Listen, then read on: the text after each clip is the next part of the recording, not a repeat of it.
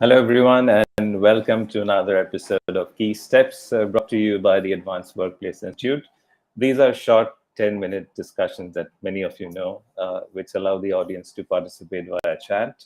Our guest today is Brad Taylor, who heads the Advanced Workplace Institute and is also the director of consulting at Advanced Workplace Associates. So let me bring up Brad. Hi, Brad. Thanks for joining us on a Friday. Hi, Partha. It's really good to be with you. And hello, everyone. Thanks for tuning in as well.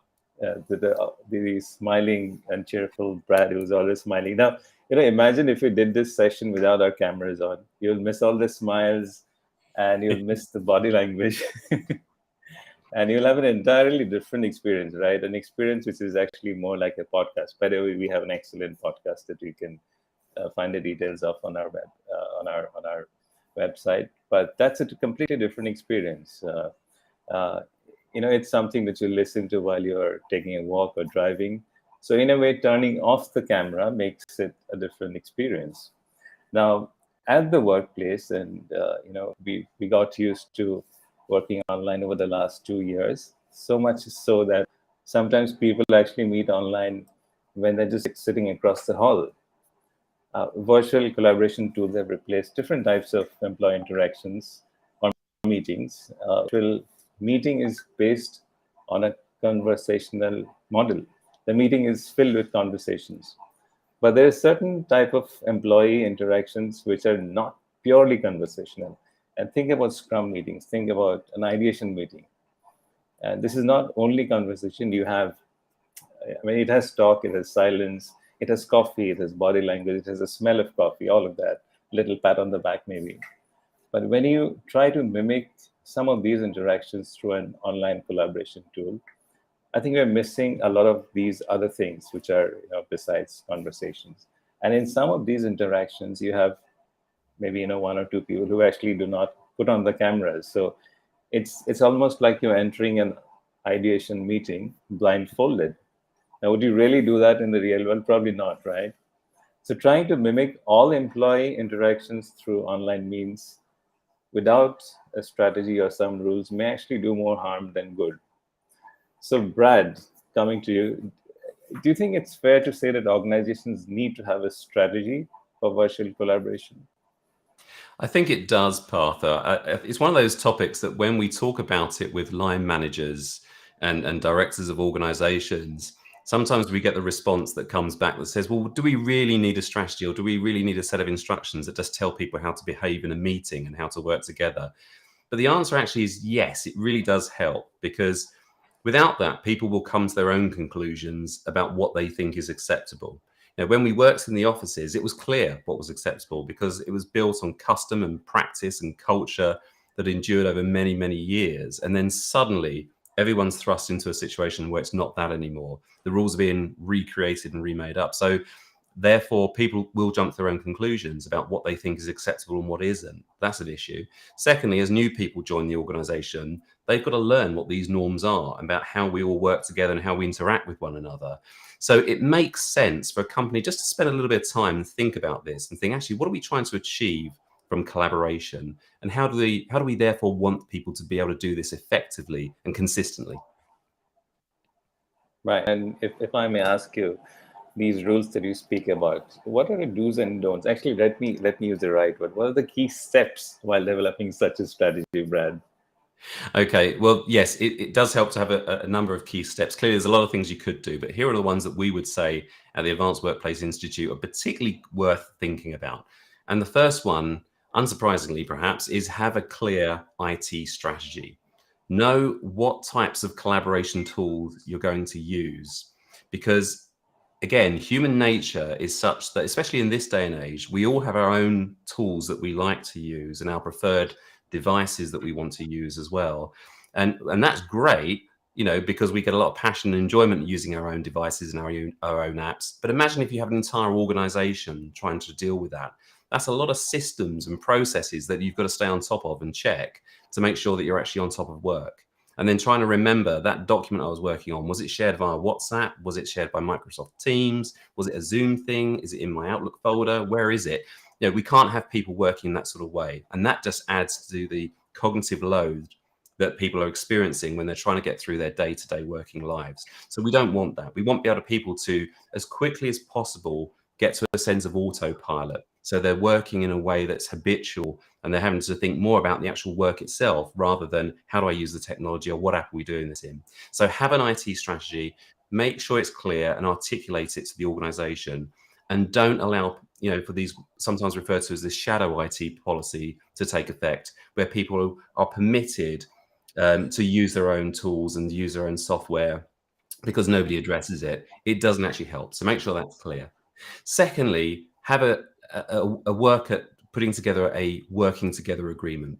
So think about how do we want people to interact, the tools that they're going to use, the ways that we interact. Maybe there's certain hours that we agree that we'll be collaborating together. Maybe there's going to be downtime when we agree that we don't have virtual online meetings at a particular time of the day, or depending on or for certain things or certain days. Even some companies are looking to do that, but again, it's just important because it gives everyone the opportunity to contribute to that working together agreement and to think about how do we work best.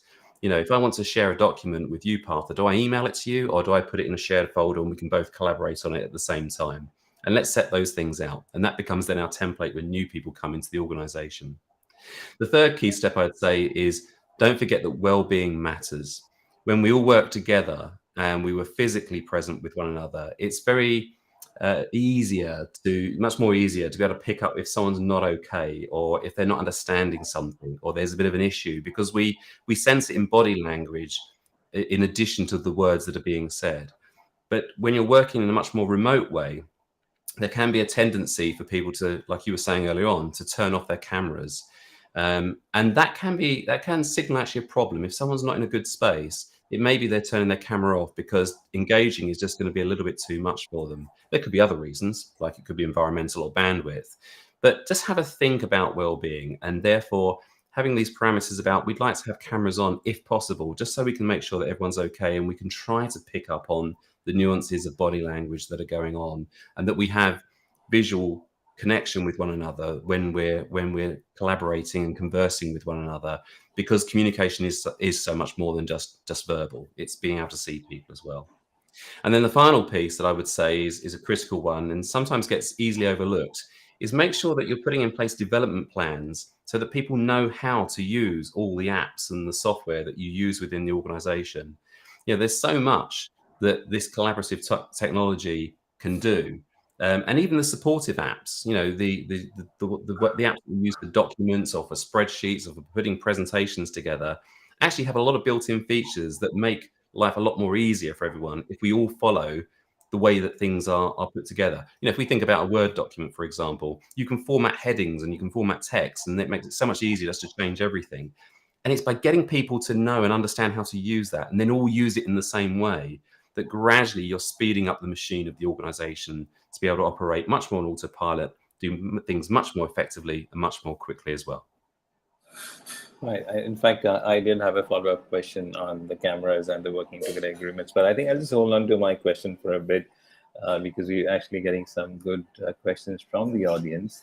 And there's a very interesting question from Karen Plum. She says, "Is it a case of less is more? Too many tools, and we're all getting confused? What do you think, Brad?"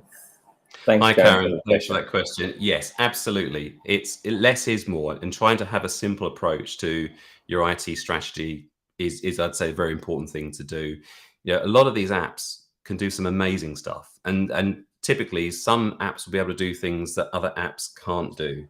But the problem then comes along when people are trying to recall where a piece of work was undertaken, what app was being used for it, or what's the correct way of collaborating on something. I can remember being in a situation once where there was a business continuity issue that occurred. And it's not until you actually thrust into a situation like that that you suddenly think, crikey, we're using WhatsApp to keep everyone informed. We're using email to keep everyone informed as well. Plus there's verbal messages that are going out. It was too much and it was overload trying to stay on top of things. So therefore, just thinking about these things beforehand and saying, right, this is how we message one another. This is how we send more formal pieces of communication. This is how we collaborate on documents and where we go to. Again, what we're trying to do is get people into a place of habit. And once they're into habit, the cognitive load decreases, and that space, that brain capability, is then being diverted to actually dealing with work and sorting out problems, rather than thinking, how on earth do I just get through all of this and remember where everything is working from? Right. Interesting.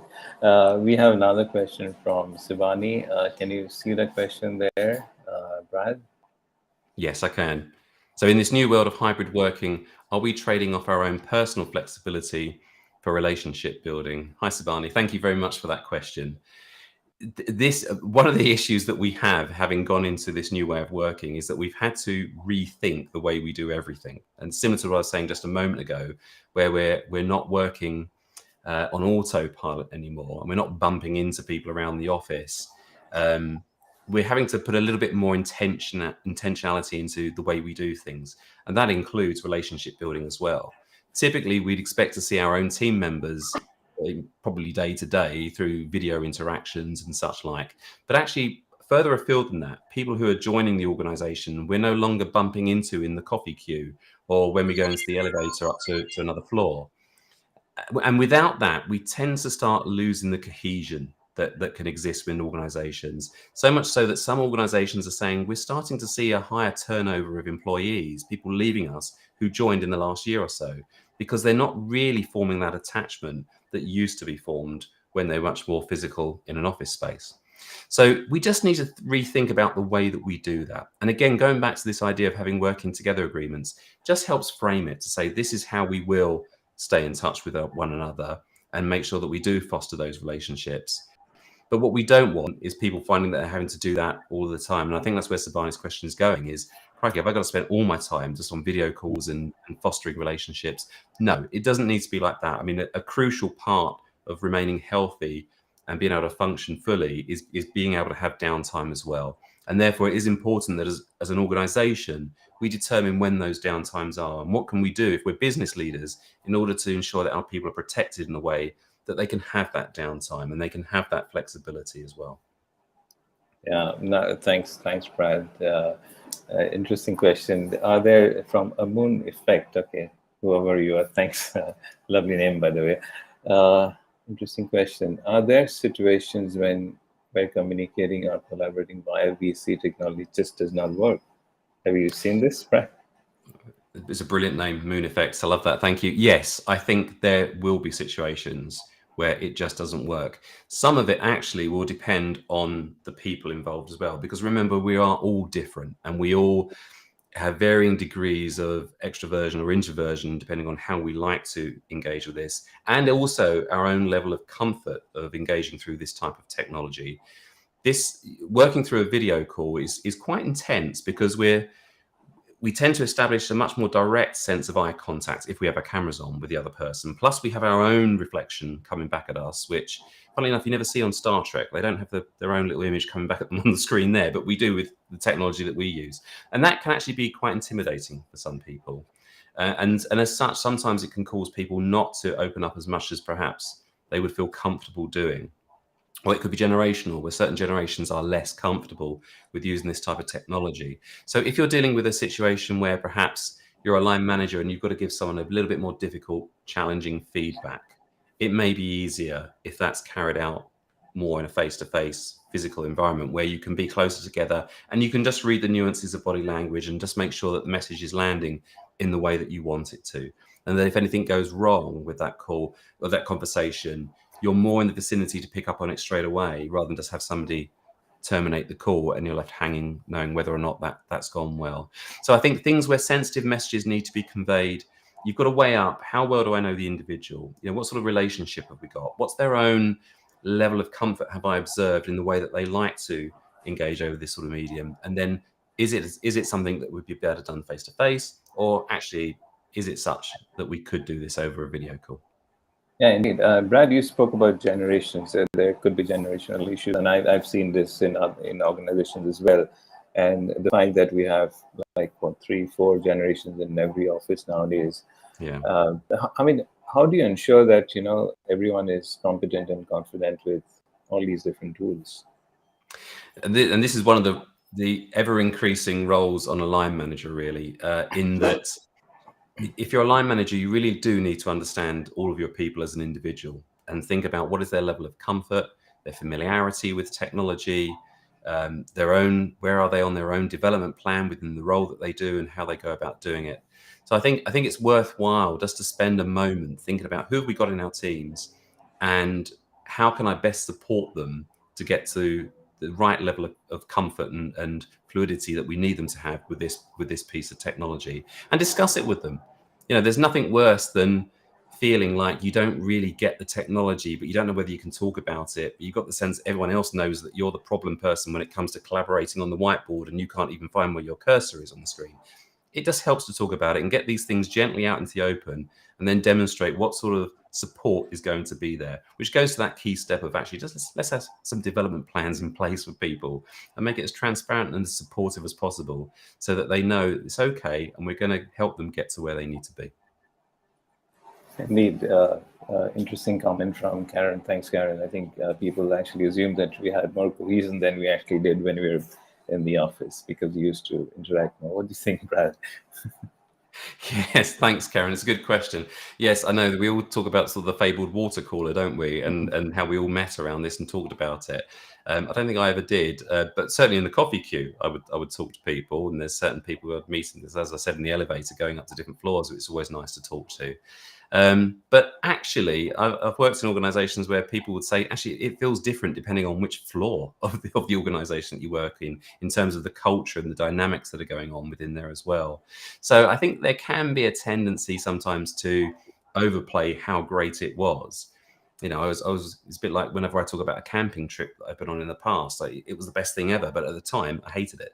Normally because my tent was blown away and it was being rained on. But we look back on things with great fondness, and sometimes it's not quite how we remember it.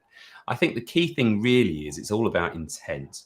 If we want to have great relationships, if we want to be a cohesive organization, if that's what we're going to be about, then that will come through in terms of leadership behavior, the time and effort that we make to establish that sort of connection, just to stay in contact with one another, occasional days out, and getting together. That's all possible. I mean, as you all know, that's the sort of thing that we do at AWA. A lot of us work remotely, but there are times when we get together socially as well and really work on fostering those relationships. Indeed, and besides AWA, there is also the AWI, which is the Advanced Workplace Institute. So if you want to know more about that, so that's where you can find us. You can write to me, and I'll send you details about how to become a member of that. The questions are still coming in fast and furious, Brad, but we like to keep this short, so we'll take probably one or two questions. Okay. But audience, I think you're watching this on LinkedIn and on YouTube. So if you have any questions, you can type in your questions wherever you are calling this room. You can see it on the screen. So let's take one more question quickly. I think, okay, this is kind of like the question that I actually wanted to ask you, Brad, as a follow-up. Is there really a time and place for calls without videos? And probably my response to that would be that, yes, it really depends on the working together agreements that you spoke about. What do you think, Brad? Yeah, thanks, Paul, and thanks, Sabani, for another great question. Yes, I think there is. And I think it's a healthy part of a collaboration strategy to agree that sometimes we're going to have calls that don't necessarily be face-to-face. A telephone call or a call on the mobile phone, perhaps with your headphones in, and a walk around the block can be a great way of getting some exercise. And for some people, myself included, actually, walking and thinking go hand in hand. Sometimes I can work through problems better if I'm able to sort of stroll around the block and talk it through with someone, rather than just directly standing in front of a video call. So I think, again, it's all about having that sort of adult, mature conversation and thinking about how we're going to collaborate effectively in our organization, and how do we signal to people that these things are okay, because that's important as well. Without signaling, people may not know that it's okay just to have a telephone call rather than a video call. So yeah, make it clear, make it transparent. And definitely, I think a bit of variety is nice as well in the way that we do these things. Indeed. Thanks, Brad. I wish we could go on, but we like to keep this short. So it's been 20 minutes. Thanks a lot once again, Brad. I hope this little conversation managed to ignite some thoughts in the minds of the audience. And thanks for joining us on a Friday, dear audience. Please do write to us. I give you my email ID. This will be available as a recording as well. And we keep on having roundtables. We keep on having these sessions, live sessions. We also have a wonderful podcast by Karen Plum. You can find the details of that on our website. Do keep on listening to all of these and keep on back to us. Thanks a lot, Brad. Thanks to the audience, and have a lovely weekend, everyone out there. Thanks for having me on the Bye. show. Bye bye.